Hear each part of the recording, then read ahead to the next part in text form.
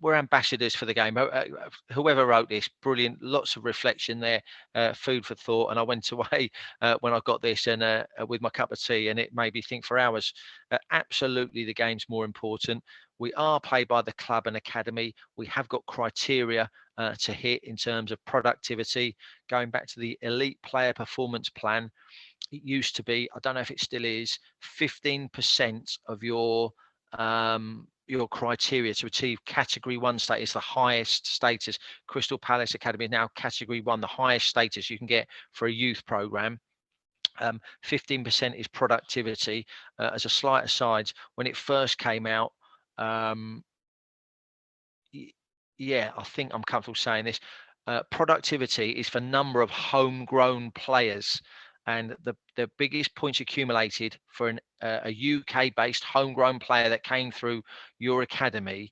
It went to a player called Cesc Fabregas, who strangely arrived at Arsenal at 16 years old, went straight into the first team squad.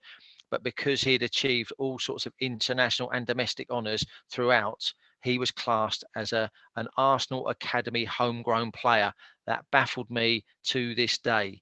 That is different to, I'm not saying Wilfried Zaha, Victor Moses had the same senior career as Fabregas. He's wonderful, wonderful player, but Arsenal didn't develop him. They bought him from abroad and came in, but still got the points for the homegrown player. So to answer your question, we've got 15% is productivity, and the chairman would want to speak to us and ask us, he needs output at the end for all his financial investment, but definitely the game's more important. The things that are right up the front for us, respect, kick racism out of sport, the respect barriers, the parents' code of conduct, how the players conduct themselves, making wonderful human beings, education, educating our coaches, making sure that everyone's a wonderful ambassador for the club, and making sure, be it pre-academy at under 7 and 8, or as they come through our academy system,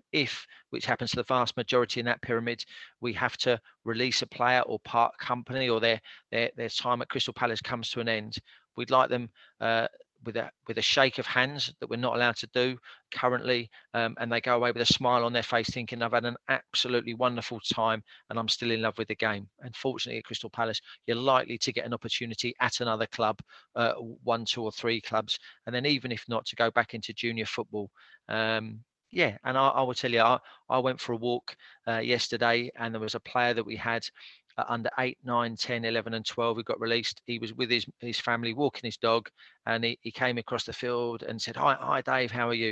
And I guess that's a wonderful example of someone, it didn't work out for them. He's still playing football and rugby, strangely, I found out yesterday, and we're still friendly. So hopefully that's answered that. I think it's, the game is miles more important in the academy, but if you're on a paid role, don't just have the game up the front. You do need to hit your criteria for your elite player performance plan, productivity and output. Number 17.